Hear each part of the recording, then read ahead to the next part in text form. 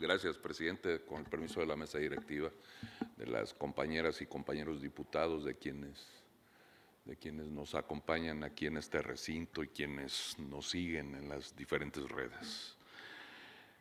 Acudo a esta tribuna con profundo sentido de responsabilidad para abordar un tema que afecta directamente a millones de mexicanas y mexicanos que han tenido que emigrar por necesidad. Me refiero a la propuesta impulsada en Estados Unidos para aplicar un impuesto del 5% sobre las remesas que nuestros connacionales envían a sus familias en nuestro país. Este tipo de iniciativas tienen un trasfondo político y discriminatorio. No podemos permitir que contribuyan con nuevos gravámenes a quienes siguen contribuyendo de manera vital a nuestra economía y sosteniendo a sus seres queridos desde el extranjero. Las remesas no son un lujo, son la diferencia entre la pobreza extrema y la sobrevivencia de muchas comunidades de nuestro país. Tan solo en los primeros 4 meses de este año, nuestros paisanos enviaron más de 14,000 millones de dólares a México y en abril se alcanzó un récord histórico de más de 5,000 millones de dólares llegando a los hogares mexicanos. No estamos hablando de cifras menores, estamos hablando del esfuerzo de millones de personas que trabajan largas jornadas, que enfrentan condiciones laborales precarias y que a pesar de ello siguen enviando apoyo a sus familias. Esta propuesta, como bien sabemos, fue promovida por un sector del Partido Republicano y aunque recientemente fue bloqueada por el Congreso estadounidense, el riesgo sigue latente.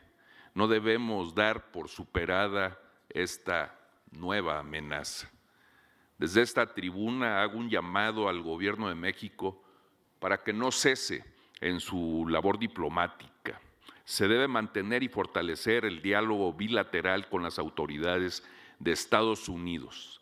Se deben establecer canales formales de defensa de nuestros paisanos y sobre todo hacer valer los instrumentos internacionales de los que México forma parte. La Convención Internacional sobre la Protección de los Derechos de todos los trabajadores migratorios y de sus familiares no puede ser letra muerta. Debe ser una herramienta viva para proteger a quienes han sido despojados de todo, salvo de su voluntad de salir adelante. No estamos hablando solo de economía, estamos hablando de justicia, estamos hablando de dignidad. Gravar las remesas es cortar el lazo más firme que une a nuestros paisanos con su país. Es imponer una sanción a la solidaridad. Es, en última instancia, desconocer que sin los migrantes muchas regiones de México no podrían tener un respiro económico. Como legislador originario de Guerrero, un estado con alta migración, conozco bien el rostro de quienes mantienen a sus familias a base de sacrificio. Sé lo que significan esos envíos. Son comida en la mesa, son uniformes escolares, son medicinas, son techos que no se caen, resaltando que la mayoría de los guerrerenses radicados en Estados Unidos se concentran prácticamente en 4 estados, siendo el principal Illinois. Debemos recordar que las remesas han sido en años recientes una de las principales fuentes de divisas para nuestro país, superando incluso a sectores como el turismo o las propias exportaciones de petróleo en tiempos de crisis como la pandemia de COVID-19. Fueron precisamente los envíos de dinero desde el extranjero los que mantuvieron a flote la economía de miles de hogares mexicanos. Si se llegara a aprobar esta medida, estaríamos provocando un efecto en cadena para de menor ingreso disponible para las familias, reducción en el consumo, afectación al comercio local y mayor presión sobre programas sociales.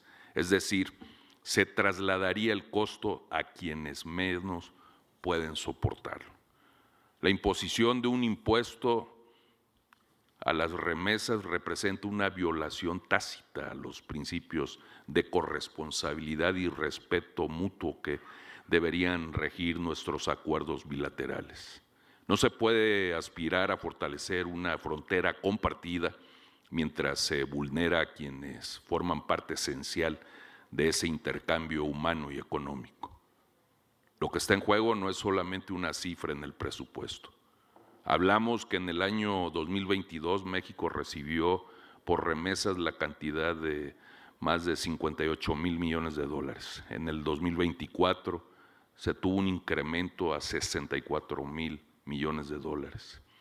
Este monto representa para Estados Unidos solamente el 0.2% del Producto Interno Bruto, mientras para nuestro país representa el 4% del Producto Interno Bruto.